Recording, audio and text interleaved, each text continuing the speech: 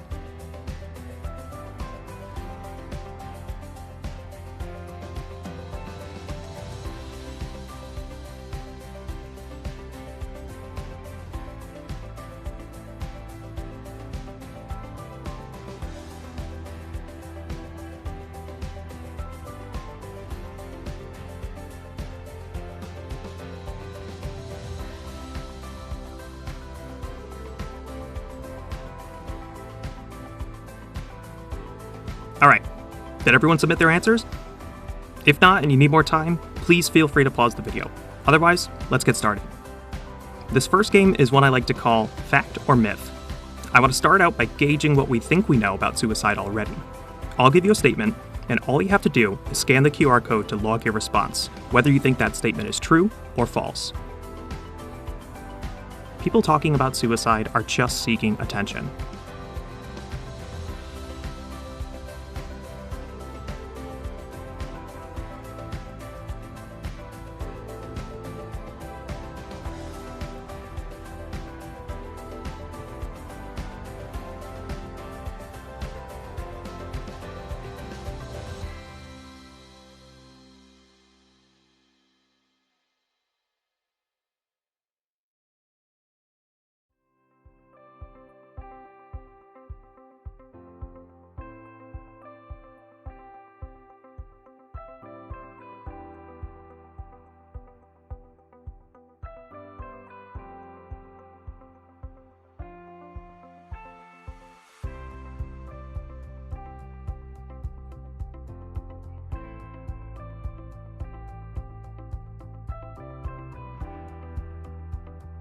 The answer to that? It's a myth. Suicide is not attention-seeking, but rather an outward sign that someone is struggling. It should not be dismissed as something superficial. Talking about suicide will encourage people to do it.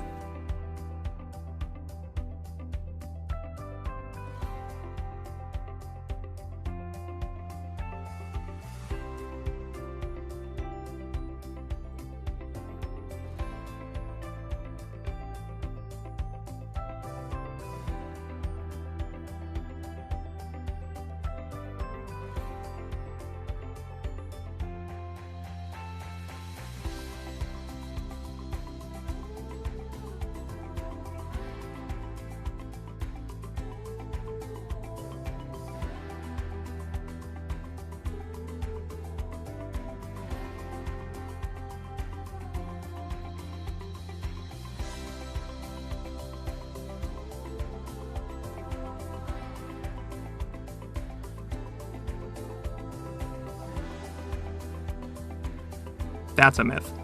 Although it's an uncomfortable topic to discuss, avoiding talking about it only adds to its prevalence. Talking openly and being upfront about suicide is the best way of preventing it because it reduces stigma, helps you know when to support someone experiencing suicidality, and increases the ability for that person to get connected with help. There are usually warning signs before someone attempts suicide.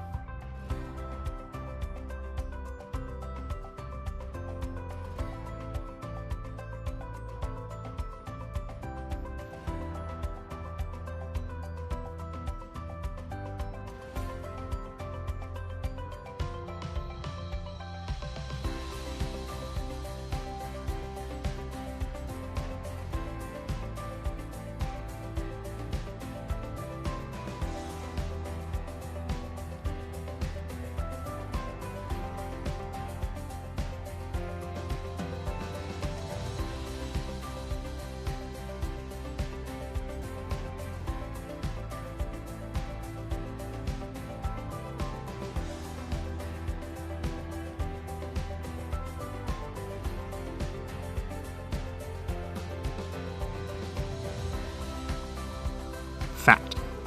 As you'll learn more about next, there are many warning signs that can indicate a person may be struggling with feeling suicidal. The problem is that we often don't know what to look for. Knowing the signs can help us reach out to those who need it most, and may even save a life. Suicide is only done by people with severe mental illness.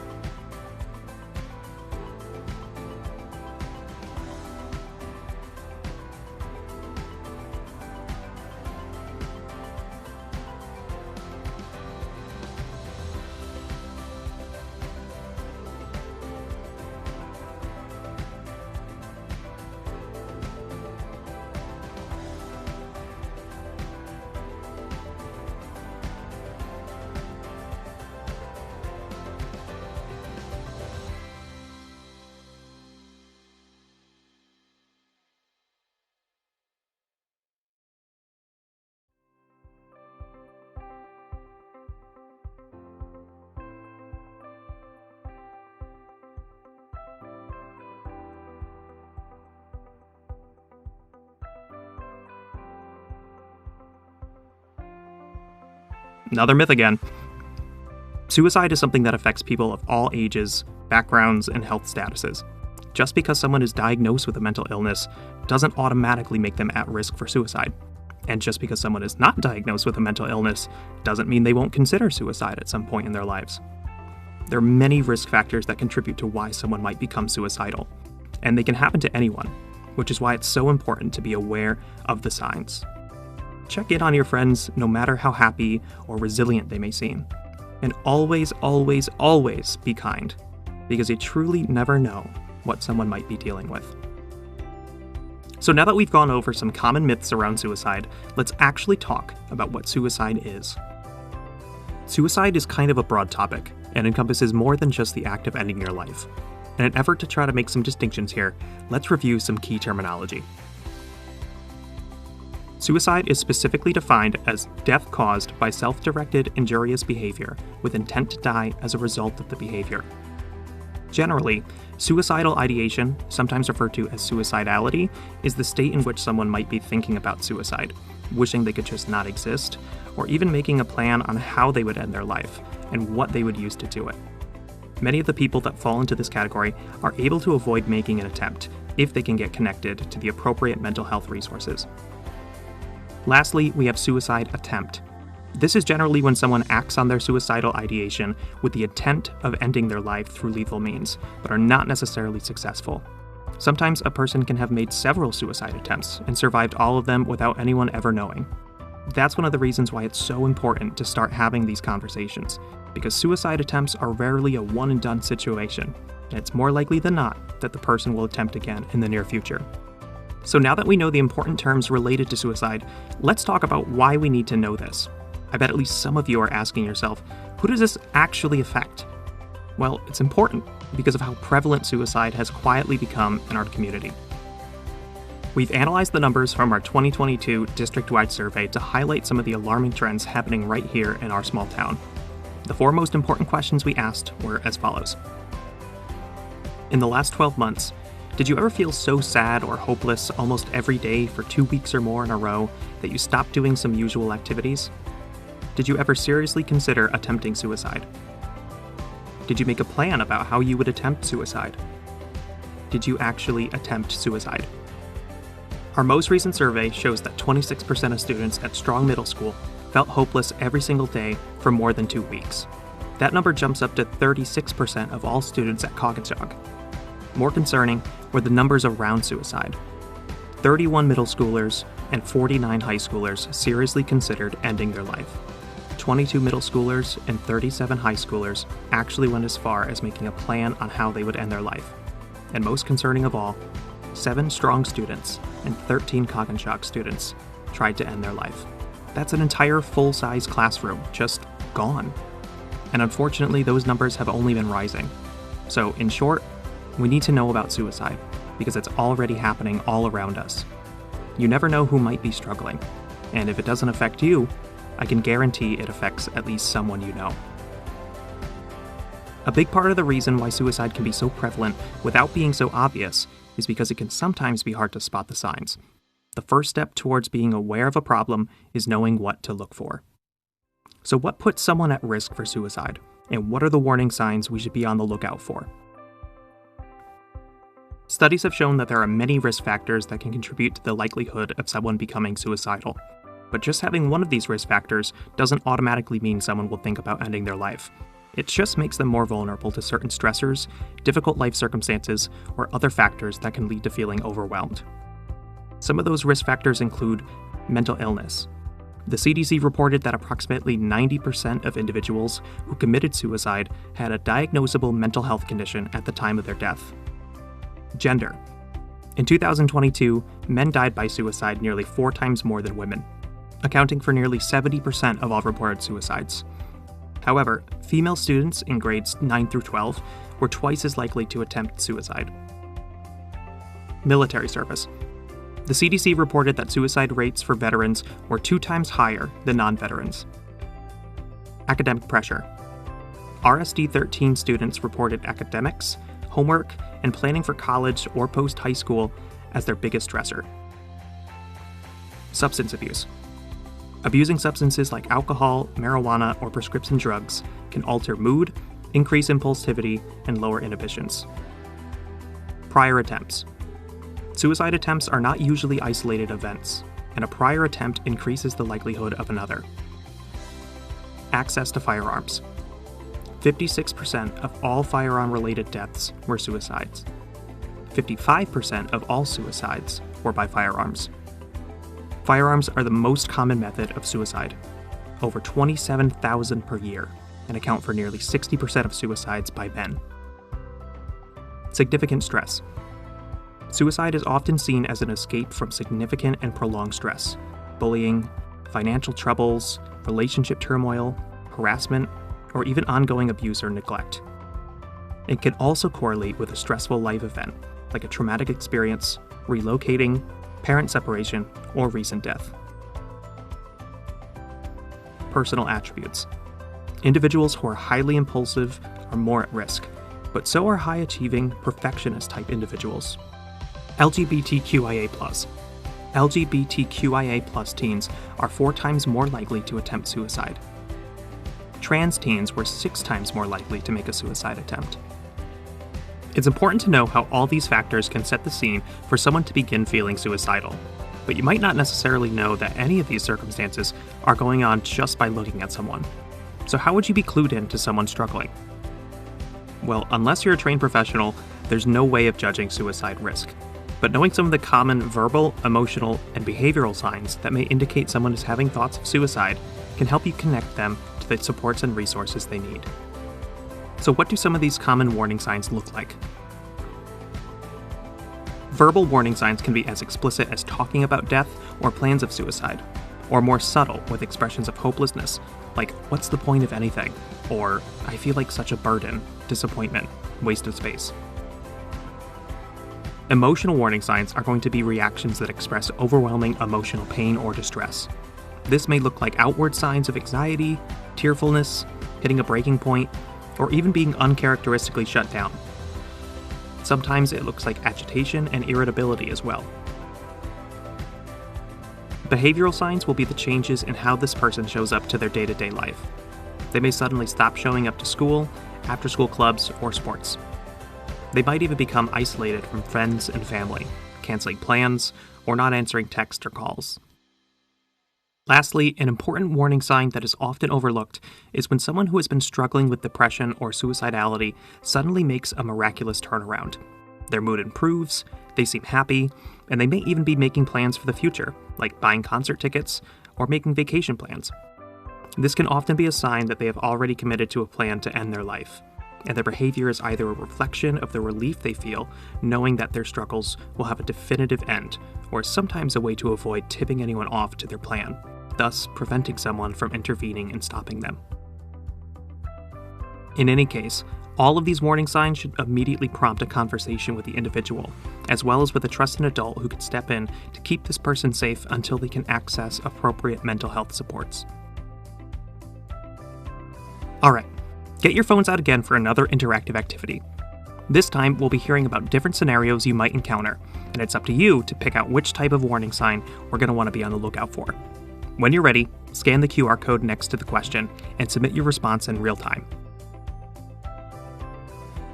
Your friend recently went through a really tough breakup and hasn't been taking it well. You noticed they weren't showing up to soccer practice consistently and recently stopped showing up altogether.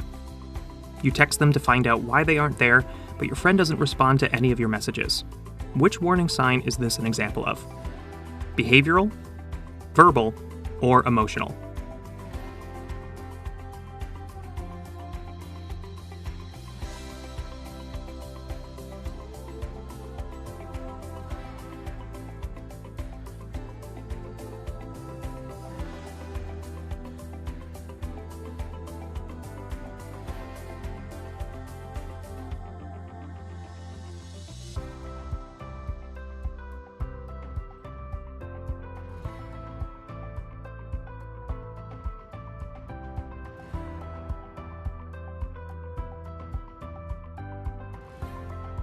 If you said behavioral, you'd be correct. As we learned earlier, people struggling with suicidal thoughts start withdrawing from their regular activities. Your friend's parents are going through a separation, and your friend has not been taking it well. They share that their parents have been fighting over custody, making home life a nightmare. One day at school, your friend says, "My parents would be better off without me." Which warning sign is this an example of?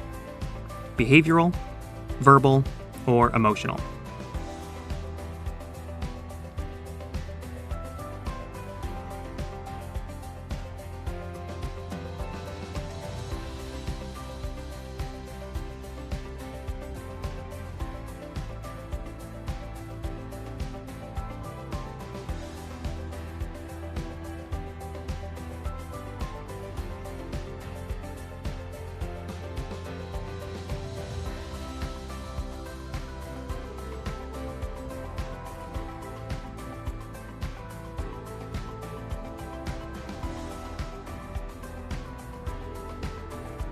That's right.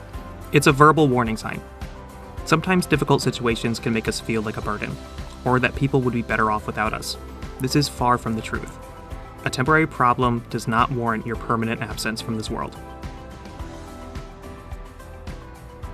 Your classmate is usually very quiet and keeps mostly to themselves. But today they walked into class shoving desks out of their way and seeming agitated. This is out of character for them, but most people assume they're just having a bad attitude. Which warning sign is this an example of? Behavioral, verbal, or emotional?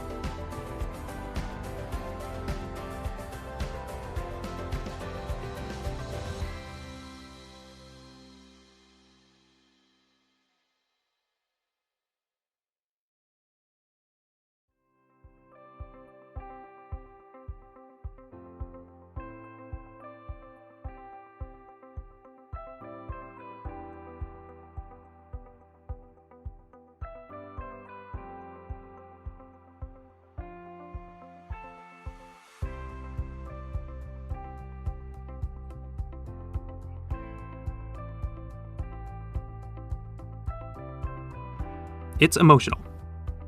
Irritability can sometimes be a mask for a deeper pain, and is worth being curious and compassionate about, especially if that emotional response is out of character for that person. Your friend has been struggling with their mental health this past year, and even was treated for a recent suicide attempt. Recently, however, they've seemed to make a huge turnaround. You're relieved that they seem to have snapped out of their depression. You should. Be excited they've overcome their mental illness and start making fun plans. Be curious. It's a little suspicious that years of depression seemingly disappeared overnight.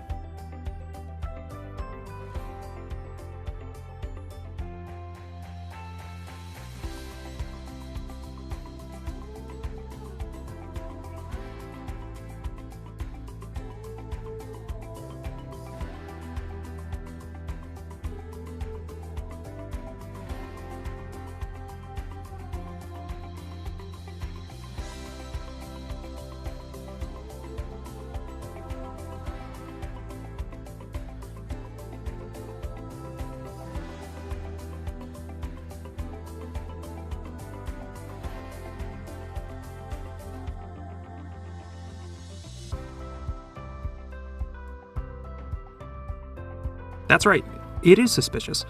While it's great to see our friends doing better, sometimes getting better too much too soon can be an indication of suicide plans being put into motion. Especially given that this person has made a prior attempt, which we learned earlier makes you at higher risk for another attempt. Better to be safe than sorry, by asking them directly where they are at with feeling suicidal, and if need be, getting an adult to step in to ensure this person stays safe. But let's get back on track for a second. When we see someone struggling or are concerned that they may be suicidal, how exactly do we ask about suicide in order to start having those tough conversations? Suicide can be a really uncomfortable topic to bring up, but knowing a few basic questions can help you get the conversation started. Saying things like, "I know it might be hard to talk about, but I'm worried about you. Have you been thinking about hurting yourself or taking your own life? Do you have a plan on how you do it? And do you have access to the items that you would need to do it?" Another question worth asking if they're feeling suicidal is, what's stopping you from doing it? This question may seem pretty blunt, but can help highlight the protective factors that keep someone from acting on suicidal feelings. If someone is in fact suicidal, it's important that you encourage them to get connected to help, and that means telling a trusted adult, like a parent, favorite teacher, coach, or counselor. Some people might ask you to not say anything, or to keep their suicidal feelings a secret. But if you truly care about this person, you need to prioritize their safety above all else, even if it risks upsetting them by letting someone know they need help. This is the first step to connect a person in need to their network of support and resources, and might just save their life. The network of support and resources here in our community and online makes accessing help easy. There's the Suicide Prevention Resource Center, which is an online collection of prevention strategies, information on warning signs, risk factors, protective factors, and training opportunities. A similar website is Prevent Suicide CT, which has tons of resources, information, and educational material for schools, communities, families, and more. These are both great if you're interested in learning more about preventing suicide. As far as getting involved goes, AFSP, or the American Foundation for Suicide Prevention, is a great place to start.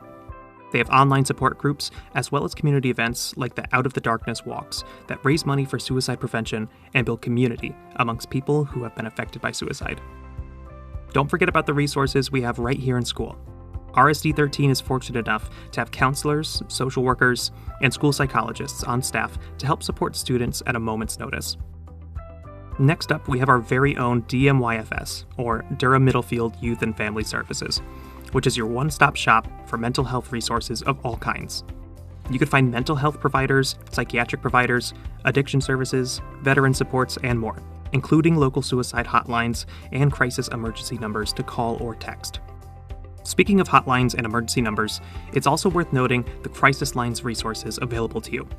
There are many crisis support services out there, but a few important ones to know include the CT Mobile Crisis Unit, 211, or the National Suicide Hotline, 988, which you can call, text, or chat with online. You could also text HELLO to 741-741 to reach a volunteer crisis counselor, or lastly, dial 911 to reach emergency services if the danger is imminent. The important thing to remember is that suicidal feelings don't last forever. You are not alone. There is help. There is hope. Text or call 988. Talk to a friend. Reach out. Because your life matters, and the world is better with you in it. You can visit our website at dmyfs.org for a full list of local mental health professionals, programs, services, and more.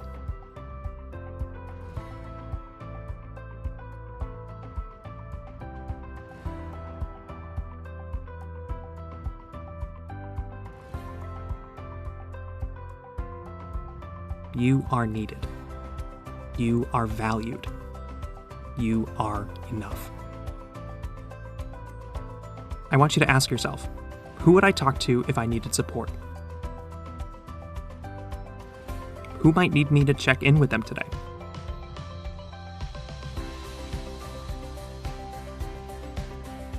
And what kind of world do we create when we take care of each other? Ready for one last check-in before we go? Get out your phones and scan the QR code to answer the post-video survey question.